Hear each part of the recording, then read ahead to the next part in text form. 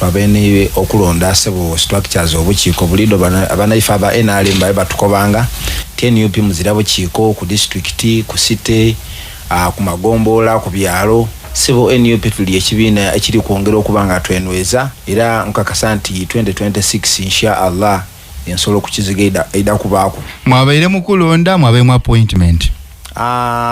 twabere mukulonda sebo kale otwida ku kinono kama isaawo we bali kubanga otwegeise ku Mwami Bumba omwogezi wa NUP mu Jinja City okusinzira ku kyavo kuntegeeza mbere mwidinga Bumba member wa NUP la foot soldier yankobya ati butisawa eno ranka de yongeire ku nze nkuzira ku buzibu negative ku Lugada Maddox muna kibiina kya NUP okuva idinda sebo nkwaniriza mu FDC wali commissioner TD mu NUP wayona wafunieyo oku ewena chepe lamusa abantu neyanziza sebo abatuuliza abasebo nebanyambala mwisaako nti muli mutya endo okusima management ni staff ya NBS FM buliwe mutuwa mukisa kubaako itafaali gye tuyida gaita ku nsi yaife nze Lugada Joseph Maddox omwiseigaga nti ama ku kyalo kya Magamaga omuluka gwa Magamaga mu igombola lya Buwenge mu Jinja district otyo era kuncho kunombitire kwa Magamaga na alamusa ku mukaire wange na mukose RC ne muzeyi wange Lugada Matias ni yanga bali yawo bateze sebe waifeyo twafirirwa mukaire waife muzeyi Mwembe olwaido mugenzi ba mutwaire na misambya yetulukumuwerekera olwaleero bwenva wanonja na misambya eyo muzeyi Mwembe n'aba atandika ekibuga kya Buwenge era akoze ebintu bingi yali neitaka inene songa buli aleta development amuguze itaka na watyaime Buwenge parent sawe eno awali wa muzeyi Mwembe akati abwe mulese enkulankulana kansegule mutewoki eshamera twamufirirwa aya alese omukulu munene yazala abaana banje ate yabasomesa ino kale family ya amani twenda kubasasira twida kubegaita ku mbendeza program enonji kale nkoyanza bali kwa ntogese ku studio na engineer Chiza Ismaili mukulu ono ni atwala ba concerned citizens iranga abayalekero wandi so bakawandi era mungende ndalo mukulu ono ni chairperson wa Busoga volunteers and mobilizers for NRM era omukulu ono mungeri nendala mu ku campaign ya M7 kyasinga okwenda okusinga kwebindi ize M7ist ate we NRM so nkwaniriza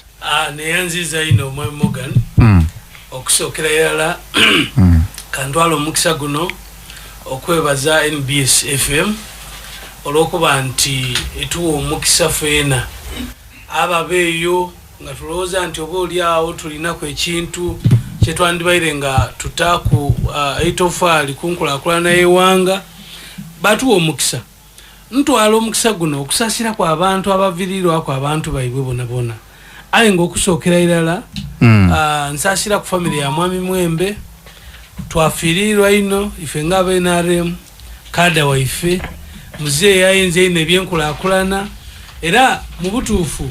Mwami Maddox ekyo nekitero okumunendesa muku Maddox ono mbonera wano aye Maddox ensonga agifuula nsonga kale so mubumpi kyayenda kyomwendeza yeah muna che commissioner sorry ko tokali alwano polero so aye Maddox atukobero yavirire mwawo bayafunie aisoke so menezo kulizo bulungi kulo akatonda nensi yange sebo kale we baleino so mubumpi edindo likwenda kuyegera Maddox tofire kukalaye no Maddox yayogere ku Mwami Mwembe okay kale we baleino filiro wa NRM mu studio negechibwa ku Mwami George Mubiru wa kibina kye NRM atera na assistant RCC Jinja City lwaki nko bintu wa kibina kye NRM kubeera oboli kunonia head of light tononia Shafiki wakandi buti Shafiki niwe head of light niwe okulira abakristayo niwe okunga abakristayo be ero nonia mbakristayo so omukulu ono wa kibina kye NRM era bamuwa omulimo ogokola mu office ya president sebo lamusa kuba na Uganda sebo Mwami Morgan Kodeyo n'abataka bali kutuliriza tikikwetagisa kwewozaaku ngonko byoti ndiwa NRM ekyo kituufu kikumiku kinakyo kubanga musana bwire kuncho musana bwire kuncho ndi kunsonga ya NRM kusonga ya Oluisuwera bera ni PDM ne myoga kusonga ya President Museveni kusigalanga tukagemerera obukulembeze okay sebo ndako isomukisa guno nga ali mu office ya president mu kibuga Idinda okutegeeza abataka otiki tulina ekinani ekibigiya kyebeta nyege mu kibuga Idinda. Yes, government ya sanctioning sokolindeko abakulu mu government mwatandise kulanga nyege I'm briefing people what's happening in the city. I'm the head of security. Yes. Government ya sanctioning ekivulu kya nyege so omukulu wa government we have beefed up security otyo abadigize abenda okujja mu byanyege mbaleke baje security eri gulu ekibuga kikayikamu nga muri kibona wazza tabu yona omukulu sebonga ala sisi katona ino lwaki tokoba bukobe nti buli alina activity mu Jinja muno security eri gulu lwaki otandika ku marketing nyege. This is a rare occasion yebao ate eri very big so ndino jisoso waza meanwhile all other activities security is safe abantu alikola businesses daibuya This is an international event. Sebo omali just supervising teganya mu introduction mwali mubiro era ndinokuwa brief nga kuva mu office ya president ni government no abantu brief tinga lala December nabayini mukaire wange RDC webuyende era nafunye ko kumanyisibwa nti government eri kuzoluna ku lwasirimu 1st December ndwa buli mwaka bali lukuliza buyende. Okay. Tusuubira nti omukulembeze w'Iwanga nayido okubayo sebo mwami mwesigoliro okujja ku buyende yo ndi mukyami wa buyende eyo ndiyo na nduyire okujjayo ndiyo na maka abiri nze ndi wa maka mangi na maka ekidera naba na maka mayumba 10 naba na maka ne budola otyo buyende is becoming one of the model districts Musoga. Buyende likula speed ya kizingirizi awakana atuke yaye sawe no utuke buyende ngache shiri kuza buyende different most especially ku mu Diope West so mwa mubiro otuka ebukungu ebidyeri ebigaita Busoga ku Teso ni kulango bikumirire president Museveni kubironchinga. Tulina igombola we yaka baleta Buyanja Seed School iyaka so Diope West nali kusinganga okulankula na Buyende omwo tandikire mu West ayi toja amala district ya kuikiriza neda Buyanja igombola iyaka Seed School sebo mwani senior educationist Seed School eri ku plate ayi liyo chena wine echenda wulo na tuseka koge waliwo health center empyaka erina maternity ward esinga sebo eri kwirwalira ikuliriye kamuli abantu babe Buyende bamukisa kano minister ke yajayo nti ebintu byeyongeiremu era tukubiriza abantu babe Buyende kwa minister babalanda akoze omulimo gw'amani kubaka yaje oli kweketera ku golo te batuveyo nti wotuka abantu babe Buyende agabye enkoko kugaita ku government kunkola da government da PDM agabye enkoko mu disacos agogoire engudo government weba eteri sobola ya yongera amadi atusa ku bantu so abantu abo Diope West tubakubiriza nti bana eiria lya Honorable Mire Babalanda lya mukisa no mukazi idea okubayira nasokera ku irongo kali webale ino so banange mutega amatu nti webalire ala mubumpi mpyo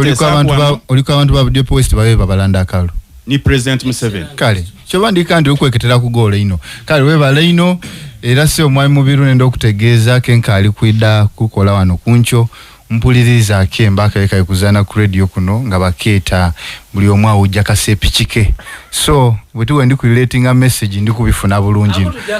nkawuliriza kabereke mba bano nkabeire kase buli omwa ujja kasepikike sebo mwami Rufafa Ruben nkwaniriza omutandisi wa masomero atira political scientist yesebo je bali kunchaza ku wano ne bazaba tuulirisa nze nsonga dange ngeri yendiringa mu kitaino kwenda kwekubira nenda kwogera mazima gakobe banange olwisiba odi ekintu ekirungi tokyogerera ino nyege mulungi tumuleke bulikaawo nebindi aye muna kasabe bamu obuzibu ogezaaku okirungiya so nze I really get your point nze mostly ndi ku education na economy kuangira wakati education ne economy singa economy yensi ebambi tutandika okubanga tunonya garbage in garbage out tutandika okuwomya ebintu bisibijja bulungi kansoke kweyoza abaana bakyo ekibine ky'omusanvu bamaze abamaliriza bulungi eyo stage bagimaze senior 4 baunzike bona senior 6 bali wagati bai barukati batandika pigwa no million ndai mtu akina na muna naye muna balikolanga P7 million ndai mtu alabine abantu babulira wa rcc.com abana babuliranga wa and I think that is the weakness. Education excellence singate tuteleza chi education aka submitting omukulu wida kubawo singateleza economy then tudageza kwino okwogerera ebintu obiwomya because the economy is not good. Yes sir. Kale nkwanza ino mwami Rufafa ate point ogitwere bulungi andidwisa mwami Rufafa andidwisa banange mu communication wa mulirize eryo chebeta the unsaid ekyo kitogeirwa kyobengo paying kwa attention omuntu wakoba nti okugema UCDA okujita once wa Minister of Agriculture kintu kitegereka kiri simple ai kyabanga kitwalira okuba niko kasi yati amaona kulamba kyatwalira a presidential address ya 3 hours on TV to explain then that means chobero gemye kuchi it's big kwa kitali big tochi wa time muni so that is done said kale bane bikonde mbaniriza banange mwebale kubanga mutwege iseko mwikirizeni tubenga tuwumbulula embozi olwalero ekisolo yabere by election era okumalirizanga akaluka abaireva mbite na ku 12 ne dabairo edoku noni akalulu obatusoba kumatiza muna ku 12 ngo bivaku Sultan when UP yaida na amani ayetidi chichatuka obumba ndi joli kantandike niwe muna NUP gwe mwalo nchinga mwaja mwamu vibe wana kuisato baibiri akaluka ademi NRM yavugaini NRM kitegeza jemuli wano mukulu Morgan ngawo chidi nti NUP kibina kikali kito ekiri ku just kubanga kisula emirandira mu iwanga mukali bato yes ekibina kikali kito tukaya vula bwavule so akalwa ekisolo wano twavugainia because wolingirira sente dabereyo ne dayiseyo yes ni candidate wa NRM yasobere kuwangula wa independent yabangani atuwangwire so ifenga NUP so meaning echesenti kyakoze kubo okobye nti NRM yabene sente ningi aiba muwangwire jamaiso olwavulugu wa bano ba RCC olisatiro okubayo kadala makadi geibwe ifakaloke ekisolonga NUP ne wankubeire nga kire kitundu NRM ekoba nti kyayo ate kiri ku border sebo wabereo ballot okuiba okwobululu era bano ba RCC ba commissioner bona babeireyo nga bali kuvuga motoka deibwe encho misana n'obwire okubanga bagezaako okubanga bakukusobolu okubingiza mutale center Sultan tiyasoboire kubanga akimakinga ayefanga NUP twaskowa linzo olwensonga twayongera okubanga tutunde ekibiina yebasuubira nti ekibiina kizirayo buwagizi era ekibiina kiri mu Busogana mu Buganda twafunye obuluse bo lwenda busatu ovuichi eyakulembere yafunye emitwalo gyabere 5 bina something ife baba difference nga kayimbe difference omaze munama no omwogezi agobero kali na buleke ayi tuje maiso no of course bachidi bulungi because ni otakyogeraku of course results everywhere so ino okukyogeraku so nga ife NUP kituwa nti 2026 yes tuida kwongera okubanga tuzimbira candidate waifoyo tuongere okubanga tutyama munumba tubone biki ebyatulemesa okubanga tukolaki nga tuwangula sebo akalulu ak'ekisolo okay ayenganze ni mwigumivu nti NUP this time around in Western Uganda tuida kwongera okubanga tufunayo obuwagizi niba MP tuida kwongera okubanga tubafuna because wolingirira His Excellency Robert Sentamu Kyagulanyi weja love je bamulaga otyo n'abantu betwayina bo weirengo onala sisatira okubambo eikukubira ali abantu lyavana lye Kampala namukoba kunti yasobola okuvano neikukubira eri abantu muidinda waneno yali tusa epalisa oba yali tusa Kampala akizira batiro kyogera aliyosa za budgeting yes nga principle principle abantu abaganayo ku ground era abekisolo yabaganayo ku ground nga bamulindirire era abantu twalina bokulale but were twasobola okubanga tukimakinga but ekibiina kya score alinzo olwensonga ndi twayongera okumana obunafu bwaife ndi 2026 candidate ono tumuzimbira kututya kubanga ayongera okubanga wangula ekife kana akalumu abere mu participation tibya kuwangula akalu twabe tujire kuwangula sebo kale ayo ojja mu kalulu mubamu okuwangulwa n'okuwangula so were batuwangwire ayi tulina betwayezeemu byetuyidde okuba nga twongera okwetereza n'okuba nga twongeramu candidate waifoyo 2026 abenga awangula ekifo ekyo sebo kale nkwenze ino mwamikiza mwatandika li ebintu bino ebyokubanga abantu bakola amadoboozi nti bali twiba kadi mwadde mawulirisa ndidukira ku bulungi akaluke twavaamu aka omusomesa wange Dr. Tango Doi kia conductinga amundu yavuga okuva na Mutumba yatuka mu Mabira nga wundi alina kadi okuva na Mutumba olugendo lwavuze wabaye kumalira ku Mabira ati kadi kayira mikono jindi kayatuka ku kitebe kayiba agigemesa wundi era byabeere n'ekisoro era mwidukira kulule wali ali ku making abantu kwa kusimba lane yatola ni kiboke ensoga yene musimbe proper line ebintu byabanga bitandise okuba bite ekibuzo kiri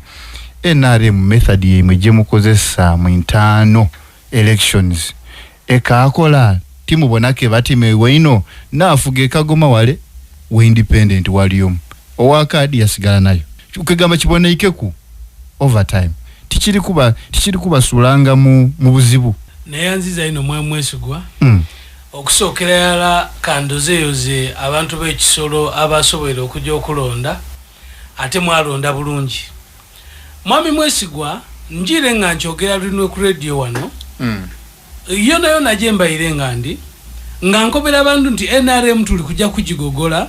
ayo omuntu ajja osokerako okugogola NRM niwo omulonzi wa wansi